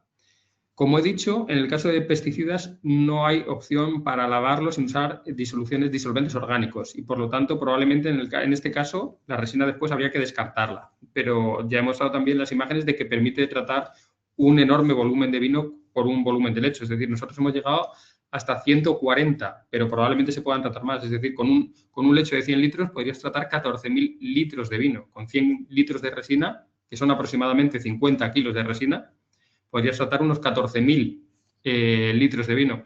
Esa resina después habría que descartarla, porque no es posible regenerarla. Y además, la gestión en caso de que se pudiera regenerar, habría que extraer los pesticidas de allí con algún disolvente y después tendríamos un disolvente cargado en sustancias peligrosas, en fitoquímicos, que sería más difícil de desechar. Entonces, lo más lógico sería desechar directamente la resina, pero como ya he dicho, creo que tendría un coste bastante asumible porque estamos hablando de menos de 50 kilos de resina por 14.000 litros de vino. Y nosotros habíamos dopado el vino, en este caso era mosto, con 9 pesticidas distintos y todos en concentraciones por encima de los límites legales. O sea que tenía una dosis de compuestos fitosanitarios bastante elevada. Vale, pregunta otra cosa, entiendo que no va a ser posible, que sí se puede tratar con pastas, es decir, al final con las pieles, las pepitas, supongo que aquí en el caso de tintos, ¿no? No se puede aplicar a pastas. En ese caso habría que aplicarlo en el vino. Inmediatamente, si quieren, porque estos tratamientos, desde el punto de vista práctico, creo que lo ideal es aplicarlo cuanto antes, porque así evitamos eliminar las resinas. Siempre, como he dicho, van a afectar algo a la composición aromática y a la composición en color. Eso es inevitable. En este caso, se puede trabajar, en el caso de los fitosanitarios, a relaciones de caudal muy, muy altas. Y eso hace que la interacción la retención de otro tipo de compuestos sea más baja. pero aún así siempre es ideal hacerlo cuanto antes. Entonces, lo ideal sería que ese tratamiento se produjera justo después del prensado de la pasta, antes de llevar a cabo la fermentación maloláctica u otros tipos de tratamiento, como envejecimiento en barricas, etcétera, para que los aromas que se introduzcan en esas etapas ya no se vean afectados. Gracias, Sergio. Seguimos contigo, ¿vale? Nos pregunta Eduardo Elena si las resinas pueden ser utilizadas en vinos biológicos o biodinámicos. Uy, pues en esto a mí me pillan totalmente. No sé si a alguien de la audiencia... No, yo entiendo que al no estar aprobados aún, ¿no? Estar en etapa 5, si no recuerdo mal, algunas de las aplicaciones de este tipo de tecnologías, formalmente en la IV o en países OIV, en los cuales estaría Europa, no es una tecnología que se pueda ahora mismo utilizar, quitando al final la acidificación o estabilización tartárica que comentaba Sergio. Sí decir aquí, si me permite Sergio, que esto está en etapa 5 y además España, y creo que tú ahí tienes también un rol importante, se está defendiendo por parte de España la adopción de esta tecnología en la OIV. En las siguientes etapas podemos estar, si todo va bien, a un corto plazo, podemos estar a 2, 3, 4 años de que esas tecnologías se puedan legalizar por parte de la OIV, que por tanto Europa luego las pueda implementar. De ahí también el interés que teníamos de que pudieras explicar los avances que hay en esa tecnología. Si me permites añadir, Sergi, es cierto que ya está autorizado las resinas de estireno, de poliestireno y vinilbenceno para la eliminación de geosmina, para la eliminación del efecto mohoso terroso. Pero yo la verdad es que desconozco si esa práctica en los vinos orgánicos o de agricultura biodinámica u otros tipos de clasificaciones está aceptada como una práctica enológica. Está aceptada por el Códice Enológico Internacional. Pero yo luego en las restricciones específicas de esos tipos de vino no sé si está autorizada o no. Si esa está autorizada, esa aplicación, entiendo que el resto también estará autorizada, excepto la eliminación de pesticidas, porque los pesticidas es que no pueden aplicarse en el campo y después eliminarse para que el vino no los tenga.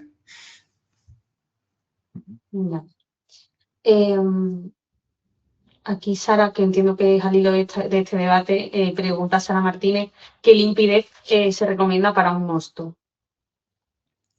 ¿Cómo? Perdona, Vichy, que no te entendí. La pregunta es, ¿qué limpidez se recomienda para un mosto? Ah, sí. Ese es uno de los parámetros importantes. Generalmente se habla de menos de 50 NTOs. Vale. Es un parámetro importante porque si no podemos cromatar la resina. Vale. Gracias, Sergio. Seguimos con Evila Projects. Nos pregunta Eduardo Elena, que es la misma persona que intervenía antes, ¿cuál es vuestra opinión sobre los tratamientos con ozono? Nosotros, de hecho, todas nuestras lámparas trabajamos el cuarzo de tal manera que eliminemos el ozono, porque es muy perjudicial para la salud, incluso es engorroso para su aplicación. E intentamos evitarlo siempre que podemos. O sea, nuestro es la banda germicida monocromática de 254 nanómetros o con LED un poco más altos, pero totalmente libre de ozono. No, en nuestro caso no lo recomendamos. De acuerdo. Muchas gracias. Pues hasta aquí llegan las preguntas que hemos recibido por escrito por parte de los asistentes. Yo tengo algunas, si me permites. Claro. Me gustaría empezar con Amparo, que al final, a ver, para mí Amparo es, yo creo que, no sé, pocos procesos hay más complejos, ¿no?, en enología que la fermentación alcohólica. Yo creo que ahí el trabajo que estáis haciendo de poder poner un poco de luz, ¿no?, a lo que habitualmente es una caja negra, ¿no? Tú ahí metes una levadura, sabes un poco los parámetros de temperatura, metes los nutrientes, más o menos los que te van diciendo los comerciales o lo que tu propia experiencia dice. Pero realmente luego ahí lo que pasa es muchas veces es muy desconocido, hay mucha incertidumbre y eso es causa de bastante preocupación por parte de los enólogos, con lo cual avanzar en ese camino a mí sinceramente me parece, si me permites, una pasada. Y que hayáis hecho estos saltos tecnológicos que has ido explicando en cada uno de los proyectos. Tengo algunas preguntas, contesta en lo que puedas, porque entiendo que pueden ser algunas un poco complicadas, pero ¿es necesario hacer al final, coger levadura a levadura para ver cómo se comporta cada levadura en las determinadas condiciones? Es decir, parte del trabajo que queda ahí es coger las principales levaduras que puedo ir al mercado, modelizarlas, porque al final se puede tener una aplicación que luego el enólogo puede decir, oye, con esta levadura que tenéis aquí en esta biblioteca, con estas condiciones y mi mosto, mi pasta voy a obtener estos vinos, o gracias a la inteligencia artificial podéis agrupar de alguna manera o podéis inferir cómo se pueden comportar algunas levaduras. Gracias, Sergi, gracias por la pregunta. A ver, nosotros, cuando empezamos no teníamos claro el nivel que íbamos a necesitar de modelización, ¿vale? Empezamos con pocas levaduras, pero bueno, si trabajas yo creo que habrá que agrupar, si trabajas con cepas que son bastante parecidas, sí que vamos a poder generalizarlo por inteligencia artificial o incluso lo que nosotros proponemos es, una vez ya tienes el modelo que es general para muchas levaduras, haciendo validación concreta para una levadura y un tipo de mosto si no estuviera disponible. Es decir, que si una bodega está interesado y su levadura, la levadura que ellos utilizan, no está incluida en la base de datos que vamos a generar, entonces con una experimentación un poco corta que yo podría hacer en el laboratorio, Eva podría adaptar el modelo. No supondría hacer el mogollón de trabajo que hemos hecho hasta ahora. Luego estamos aplicando inteligencia artificial con los datos del alemán, pero claro, eso, en lo que hagamos de modelado con los datos del alemán, eso estará restringido a las cepas del alemán. Imagino que eso es algo extra que el alemán quiere ofrecer a sus clientes, pero para aquellas levaduras que no están incluidas ahí, sí que se puede hacer generalizando con los modelos que ya tenemos disponibles, haciendo una pequeña validación. Perfecto. Y una última pregunta, si me permites. A nivel de, como grupo de investigación o como grupos de investigación con los que estáis trabajando, vuestra idea al final es sacar un producto que vaya al mercado, que pueda ser utilizado por distintas bodegas o distintos enólogos, y al final, ¿qué plazo prevés en que pueda haber las primeras versiones a mercado o que los enólogos puedan utilizar? Sí, a ver, justo ahora estábamos Eva y yo trabajando con la BICID, con transferencia del CSIC para ver cómo protegíamos todos los datos que teníamos. Entonces, nuestra idea es como que van a haber distintos tipos de posibilidades de aplicación. Una que, a ver, de entrada hay ya un programa que ya ha desarrollado INCONEF que es para el control de todas las ondas y eso imagino que lo comercializará INCONEF, ¿vale? Y que yo creo que estamos un poco esperando a ver si podemos, o sea, con lo que tenemos, con las ondas que tenemos, ellos ya podrían instalarlo en las bodegas sin ningún problema. Queremos incluir las nuevas ondas que ahí también imagino que INCONEF incluirá en su programa. Yo creo que INCONEF puede adaptar el modelo a sondas que ya tengan disponibles las bodegas, es decir, que no deberían de comprar sondas nuevas de temperatura, ¿vale? Que podrían adaptarlo. Y nosotros estamos planteando como varios niveles. Un nivel sería el software que hemos desarrollado, que ahí tendría que estar unido a una base de datos porque, por ejemplo, o sea, pueden tener ese software solo para las 4 levaduras que ellos tengan. Por ejemplo, imagínate que una bodega solo utiliza 4 levaduras y utiliza 3 variedades de mosto. Pues ellos pueden tener su software para eso y comprar el software y ya está. Pero si quieren utilizar una base más grande de datos para hacer estudios previos, para ver qué les vendría bien, entonces lo que estábamos ofertando, la otra parte que habíamos pensado era crear una base de datos donde tú das acceso, pues como damos a muchas otras bases de datos, por una cantidad de dinero por su uso, por ejemplo. Y aquellas bodegas que no esté su levadura, ofrecerle el validar y modelar las 3 cosas. Esa era la idea que tenemos, que ha sido difícil, ¿vale? Porque es un concepto muy nuevo e incluso, bueno, con el CSIC que aún no hemos terminado de cuadrar las cosas. Sí, pero la idea es... Sí, y la idea es intentar, como en 2 años, si es posible, sacar ya todas las posibles opciones. Perfecto, pues muchas gracias, Amparo. Sergio, una pregunta para ti. A ver, temas también de mucho interés y donde se ha trabajado en este proyecto es el de los fenoles volátiles, ¿no? Lo has nombrado, ahí tenemos la doble problemática, ¿no? De que al final no están subiendo los pH del mosto, del vino, estamos bajando dosis de sulfuroso, el Brettanomyces vuelve a ser un problema cada vez más importante, y por cierto el BRET también liga con la última ponencia de Vila Projects, pero al final el problema de los fenoles volátiles está ahí y muchas veces el mercado, pese a que hay algún mercado que le pueda más o menos gustar o aceptar este tipo de efecto enológico, cada vez yo creo que hay menos público que lo acepte, con lo cual es una necesidad por parte de las empresas y además, por ejemplo, este año, donde hemos tenido todos los incendios, ¿no? La situación dramática en Galicia, en la parte del norte de España, en Castilla, parte de esos fenoles volátiles también los tenemos en el smoke taint, ¿no? En los problemas de los incendios. ¿Cómo ves el uso se han hecho pruebas, cómo ves el uso de esta tecnología para eliminar estos fenoles volátiles y si piensas que puede ser una solución para esos 2 graves problemas que tenemos actualmente en el sector? pues es uno de los puntos que se incluye en el proyecto y es en el que estamos trabajando actualmente, es el que hemos dejado para el final y es en el que estamos trabajando actualmente. Sí, es cierto que es bastante probable que con las resinas de absorción se puedan tratar este tipo de problemas. Hay que considerar los compuestos volátiles suelen ser neutros, no suelen tener carga, por lo tanto las resinas de intercambio iónico no son las ideales para eliminar este tipo de sustancias, pero con resinas de absorción creo que tanto fenoles volátiles como los fenoles, los de origen BRET, como los relacionados con los incendios, etcétera, sí que se pueden tratar y reducir. No sé si eliminar, porque es cierto que si haces un tratamiento muy agresivo dejas el vino prácticamente sin aroma, pero sí que se pueden aplicar porque además estos compuestos que tienen en su estructura un anillo fenólico suelen mostrar bastante afinidad química, bastante interacción con la estructura del polímero, con el poliestireno divinilbenceno. Entonces, yo creo que sí que se pueden dar buenos resultados en este campo. Pues muchas gracias, Sergio. ¿Tenéis Sí. una pregunta más? Sí, si queréis cerramos, que ya nos hemos pasado un poquito de tiempo. Cerramos con la última pregunta que hemos Yo recibido. tengo una. La tuya después la mía. Es de Ana Paula Márquez y es para Vila Projects también, y nos pregunta qué longitud de onda LED utilizáis para las aguas residuales en bodegas.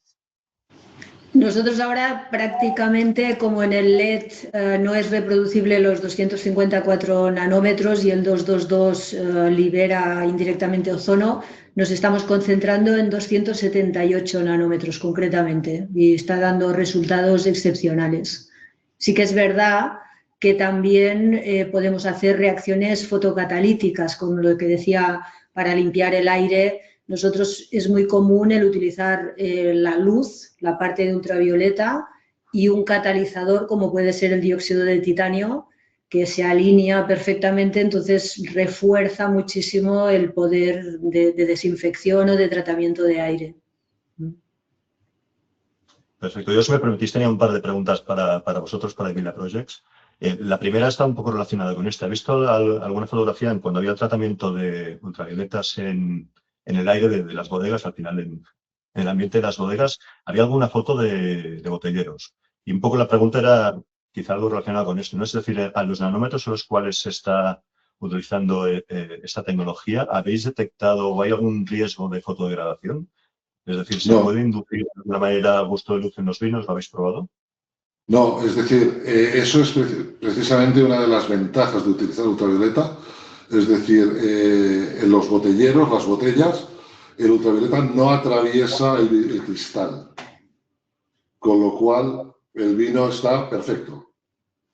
Nosotros, para fabricar las lámparas ultravioleta, el envoltorio es siempre cuarzo natural. Es un material extraído de la mina que es totalmente poroso a la radiación ultravioleta. O sea, no frena prácticamente nada. Cualquier otro material, el vidrio incluso tiene plomo que atenúa la radiación, el Pirex atenúa, el borosilicato también. O sea, tenemos que utilizar cuarzo totalmente transparente.